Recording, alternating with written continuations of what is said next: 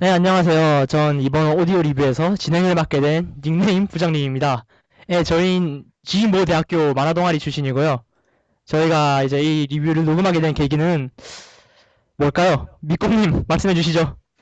예, 제가 원래는 그 팟캐스트 같은 거 굉장히 듣는 걸 좋아하는데, 음, 그 예전에 엠모 씨가 진행했던 뭐 마이너 로그라든가 아니면은 요즘에도 하는 거 여러 가지 있거든요. 근데 그쵸? 그런 걸 들으면서 좀 이런 걸 이제 동아리 애들끼리 음, 그냥 저희가 무슨 전문적인 지식이 있는 건 아니고 그쵸. 우리가 항상 뭐 수업 끝나고 밤새 떠드는 것처럼 떠들어서 녹음을 하면은 꽤 재밌겠다. 그러니까 결론은 저희가 재밌으려고 녹음을 하고 있습니다.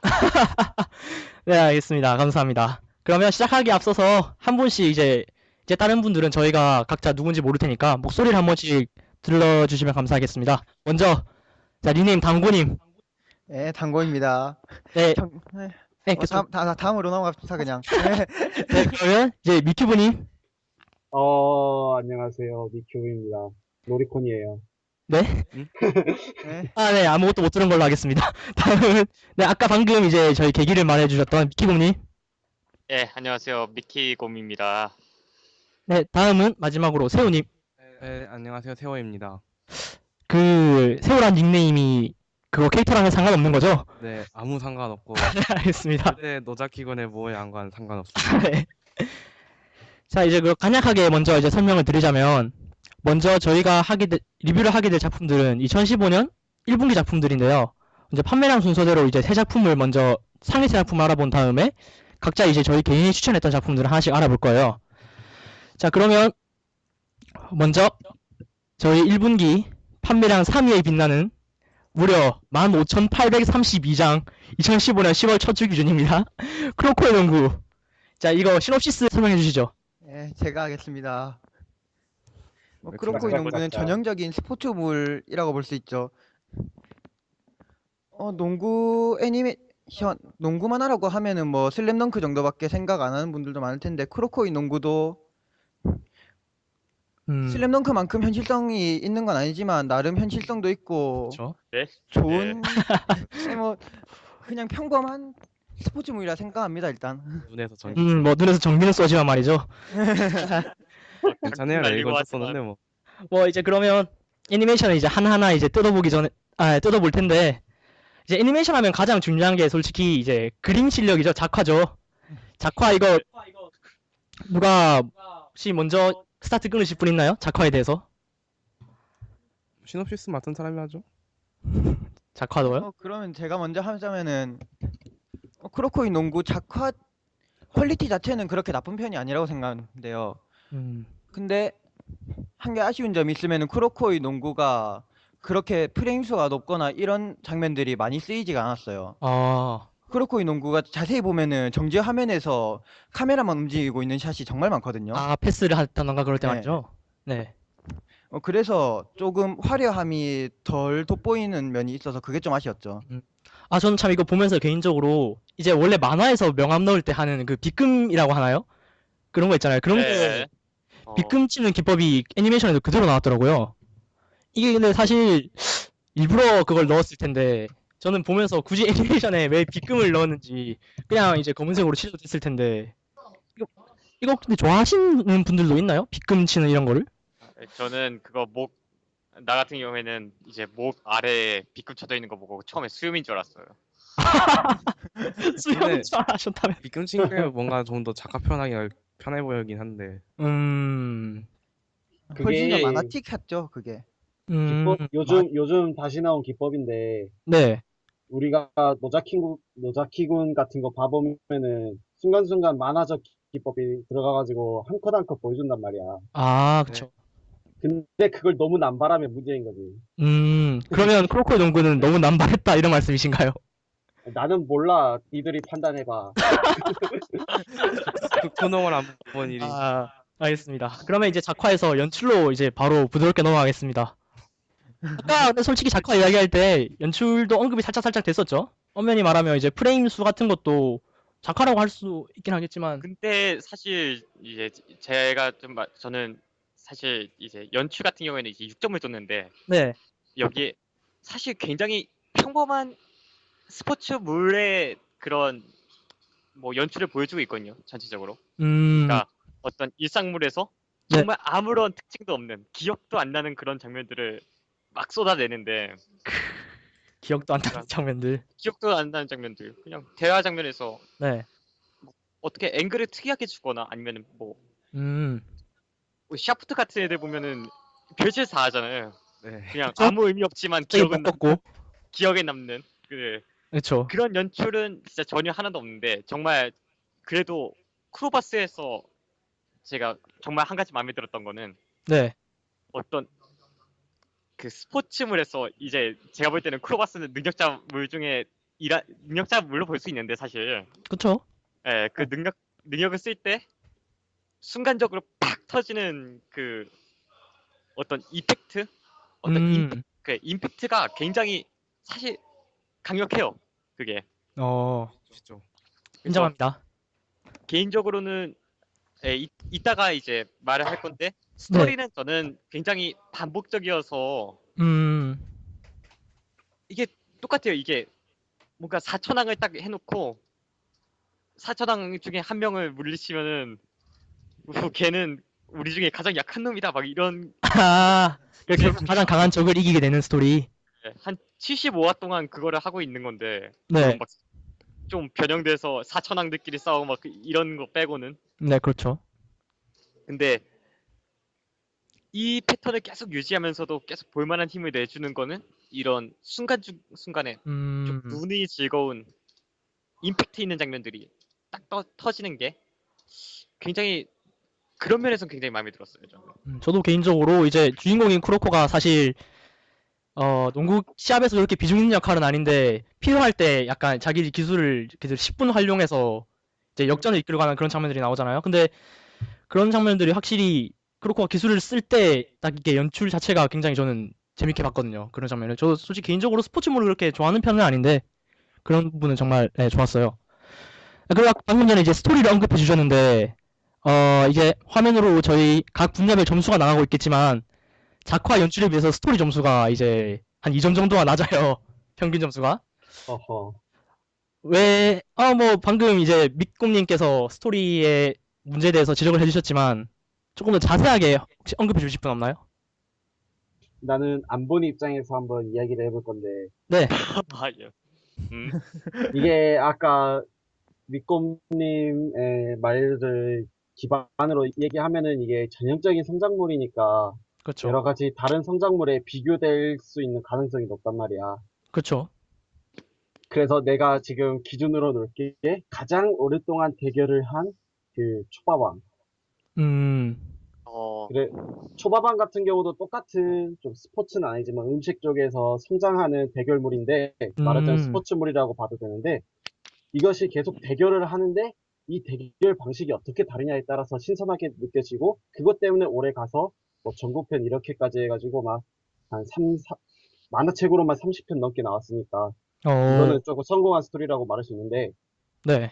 이 코로코의 농구 같은 경우는 대결을 하는 방식이 농구로 고정돼 있단 말이야. 그렇죠. 근데 그게 너무 오래 한다고 하면은 그냥 집에서 우리 아빠가 틀어놓은 골프 보는 거랑 뭐가 달라. 그런 거가 있어. 아, 그러네요. 이런 느낌으로 설명한다면은 이 점수가 설명될 수도 있을 거라고 생각해. 음. 그러면 제가 알기로 크로코의 농구를 가장 열심히 보셨던 당호님께서 이제 실드를 좀 쳐주시죠. 실드가 필요한 시점이에요.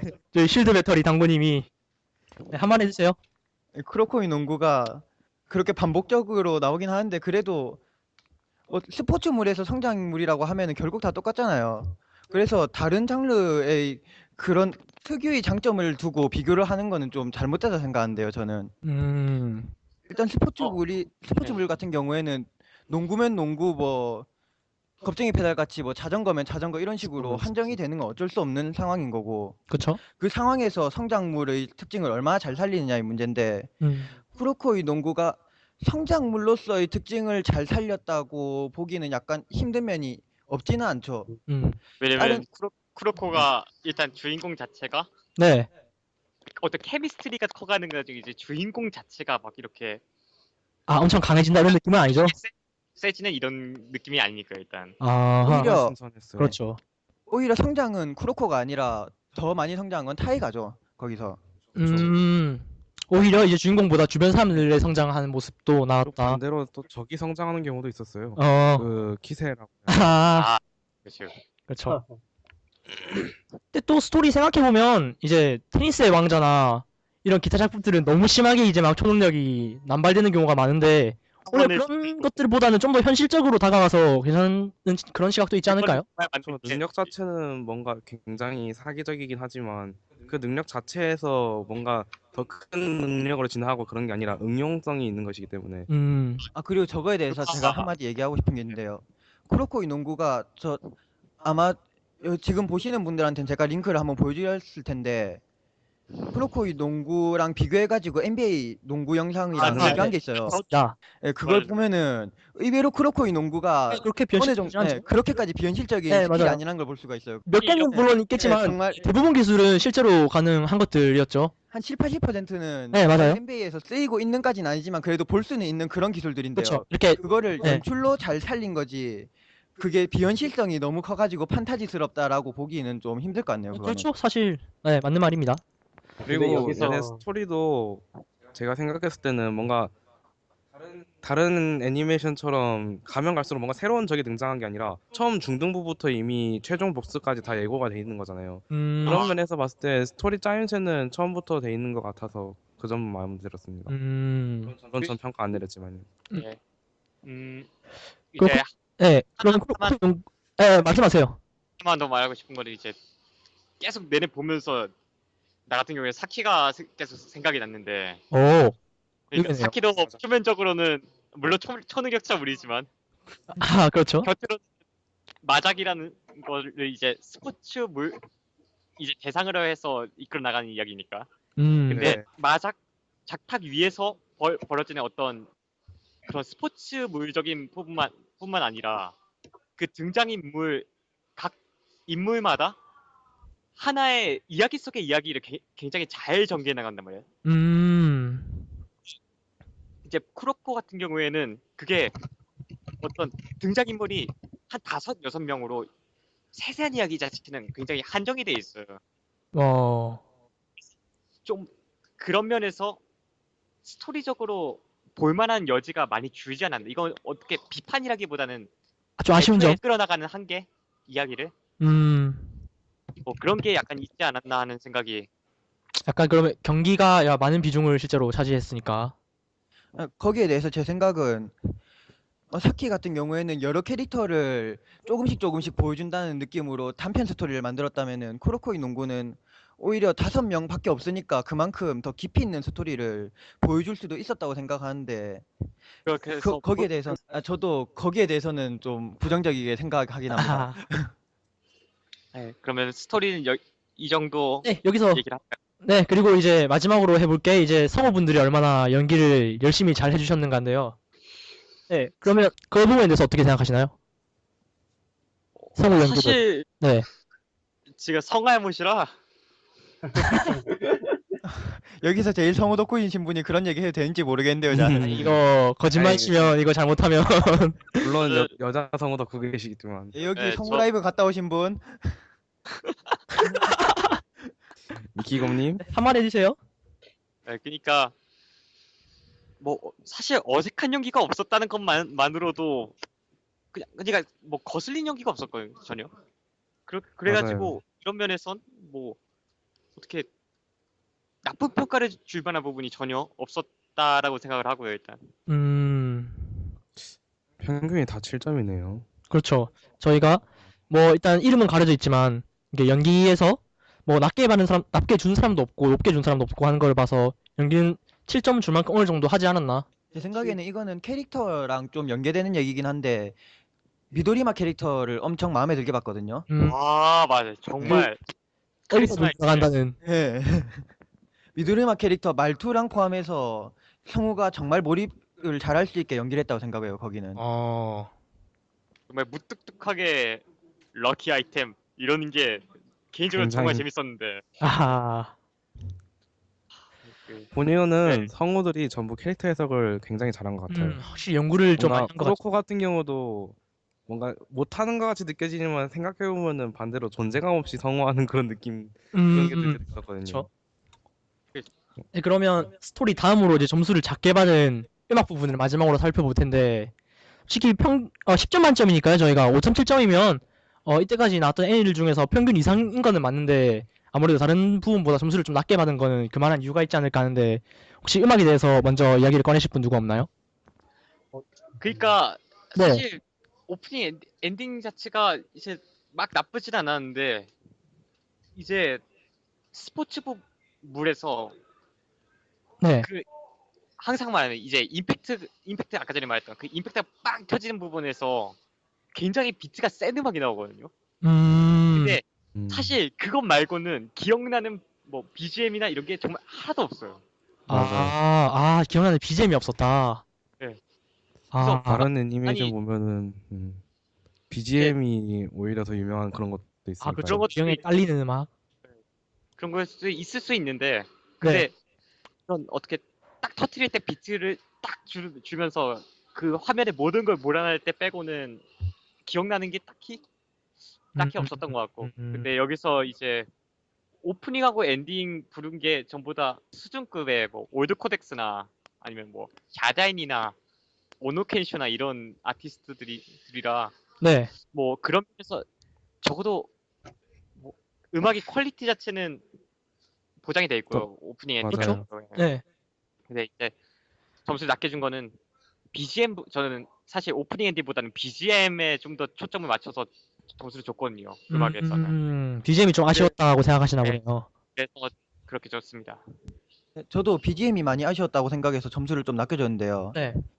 BGM이 그렇게 그러니까 좀 기억이 잘 남는 그런 BGM을 만드는 것도 중요한데 BGM 자체의 역할인 완급 조절이라든지 스토리를 이끌어가는 거를 도와주는 능력을 하는 것도 엄청 중요하다고 생각하거든요. 그렇죠. 근데 쿠로코이 농구에서는 그 역할을 연출이나 작화에서 하는 경우는 좀 많았는데 이게 음악이 완급 조절을 제대로 해줬냐고 하면은 그거는 아하. 아니라고 생각하거든요.